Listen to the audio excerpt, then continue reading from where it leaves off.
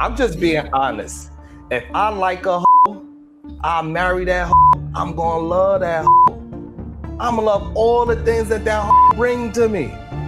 I'm gonna walk outside, hey, look, I got the best hoe I could possibly get. And she do all the things that I love about this whole idea what a hoe is. I'm not gonna mask it and act like I did marry a hoe, that I'm not attracted to hoes. You ain't saying nothing. You just rambling because you feel like you are centered by men. If you think about it, everything she does is for the male gaze. By my own lived experiences, I would get further in life drawing a circle on a brick wall and smashing my head in the middle of it. Like I don't want it. I don't desire it. I don't desire it. I'm not looking for it. If it falls in my lap, yay. But I'm not sitting in a waiting room anywhere. I'm not just sitting in a waiting room waiting for my number to be called. Like, here he is, Melyssa. It's not that important to me. I have very strong views just about the gift that life is and what we should be able to do with it. It is a gift from source, God, spirit, whatever you want to call it. It is a gift that has been bestowed to you. What are you going to do with it? And every single day I wake up excited about how I get to plan and think about how I'm going to enjoy this gift. It's a wonderful thing. So now I'm planning all kinds of travel through Europe and Africa with friends that love me and meeting up with friends that love me in other parts of the world. And I mean, that's just, it makes me just so happy and so pleased. Where does it sound like anything's missing? Here. Right. Which is something that we pointed out in that. Okay. Is that too much? No. Great. Okay. Amazing. Okay. It's giving passion. You can't watch your mom die in front of you and not really understand on a visceral level how much of a gift life is. And then really think, well, how do I honor my whatever time I have left on this earth? You know, because tomorrow's not promised. So what do you do? Yeah, that's just how I started to think about things. It took years to get there because my mom's death was extraordinarily hard on me. But like I said, you cannot watch your mother die and know what she had done for me, like in terms of even just the business of death and tying everything up in a pretty pink bow and leaving me an inheritance that allowed me to live in a way that that really had escaped me for many, many, many years. Like I was really good, like financially, really good.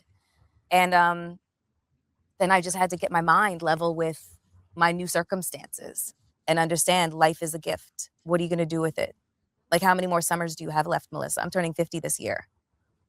I don't know. I might have 16 summers left. I don't know. Maybe I have 20 summers left. I don't know. But when you start thinking about life in those terms of how many more summers and winters do you have left, I think it really puts things into perspective as to what you're going to allow to bother you or irritate you and what you'll just let go of and keep pushing forward. Because this time is valuable and time is you can't get it back. So you better enjoy every single moment that you can. Like, what about my life seems like there is something missing? If you think that my life is all of this is just auxiliary, all of this is just accessory until a man finds me and claims me and walks me down the aisle, are you insane? Are you insane? That's just weird. That's just weird. She got bars right there. She got bars right there. Melyssa, you guys ever wanted to know what Kamala Harris would have been if she and don't have. If you guys ever wanted to know what Kamala Harris was going to turn out to be if she had stayed as Montel Williams' second side bitch, it's Melyssa Ford. That's where she was going. If she had same kind of rambling. If she had chose OnlyFans instead of politics, that's where she would be. She'd be Melyssa Ford. They'd be identical. The only thing I hear from the brothers is that if a woman is willing to date men that is going to devalue her. If she wait and not deal with in sentiment, that's going to devalue her as well. I think men are very confused because most of these men out here in these streets, they married a hoe. I don't know why they try to act like Melyssa Ford is a hoe and that she's unmarriageable, but that woman that's laying next to you didn't have another peen in her goddamn mouth.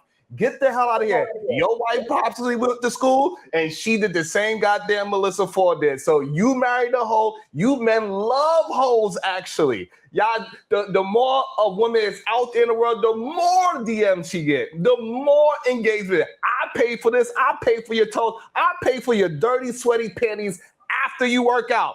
That's what men are out here talking about. So this whole idea that if men deal with you, you're going to be devalued. If you don't deal with men, you're going to be devalued. It just shows that men need to change their mindset.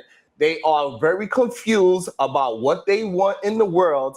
And once we get a culture mind shift change, maybe relationships could get back to a honest position. But as of right now, men are not being honest with what's going on in the world. Sharon, just to be fair, it seems like the only person up here that's a man that would be okay marrying a hoe is you, and we're just glad that you didn't, because none of us are up here making excuses for hoes. None of us are up here championing hoes. None of us you see up here defending hoes, and some of us up here being nice because we may end up on panels with some old hoes. But the only one that's like speaking highly of them, that's going to, their defense attorney, is you. So you can't say that we love hoes because. True, have you ever married a hoe? No, sir. Fresh, have you ever married a hoe? Never. Lapeef, have you ever married a hoe? No. Bo, were you a hoe when you got married? So, like, what you're saying is just your opinion based off of some things you disagree with. None of us want to marry hoes. I've seen a lot of hoes be married. Huh?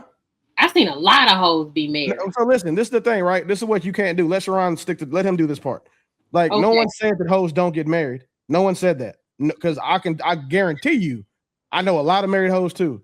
But the respectable men, those of us who have earned the ability to not have to settle for hoes, do not tolerate hoes or anything hoe adjacent.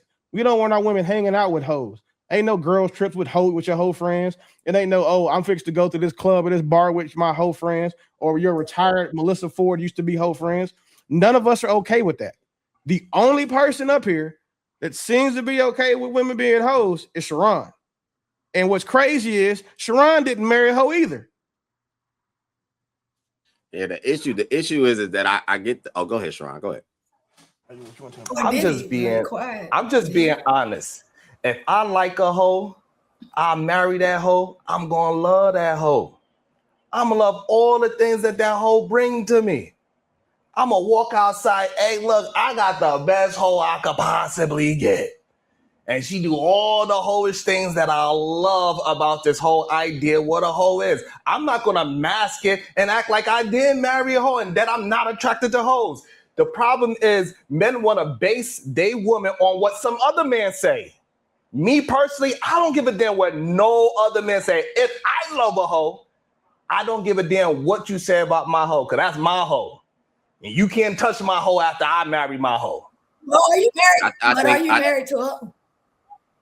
That's irrelevant to the argument. No, it's not irrelevant. Go ahead, Fresh.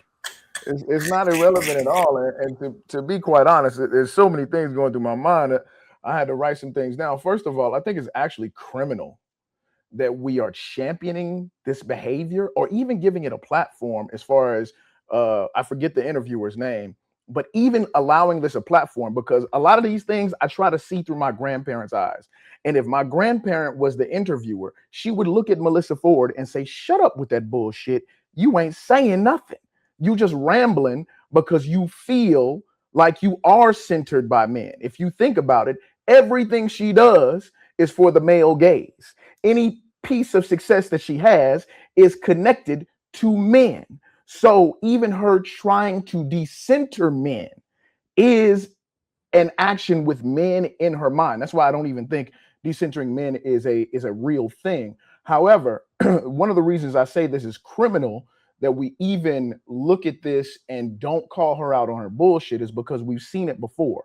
Tamara, Cynthia, Lisa Ray, Vivica Fox, and now Melyssa Ford. We have seen all of these beautiful women with an abundance of opportunity, an abundance of beauty, an abundance of attention, and not the wherewithal to be able to understand how to handle it. Why not? Because they don't have a man to guide them. Now, the last thing that I'll say is that she wants to win at both ends, and she's just complaining that nature won't allow her to do it. If anybody here has somebody that they know that is poor at gambling and don't know when to leave the table, you are disgusted by their addiction. She had an addiction to gambling with her youth, and she did not leave the table, though she had 4 chances. Somebody probably tugged her shoulder and said, hey, you winning. And what do you call it when you leave the table with your winnings? It's called settling up. That means, yes, you must settle. Everybody has to settle. You can call it whatever you want. Compromise, whatever. You got to settle.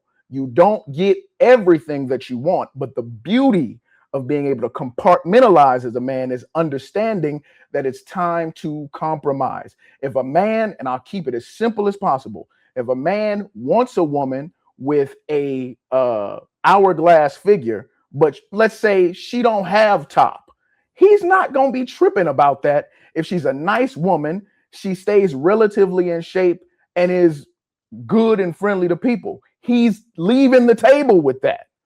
This woman had plenty of chances to leave the table and she didn't. Now she wants to complain on the park bench outside of the casino and say they played her. No, ma'am, you played yourself.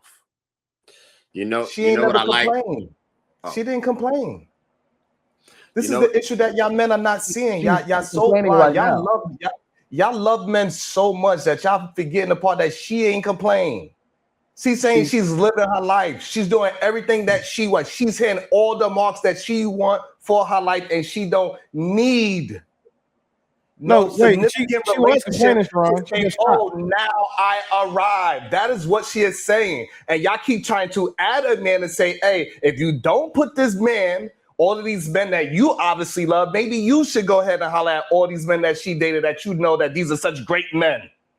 You know that they're great men, but clearly to her, they was not great.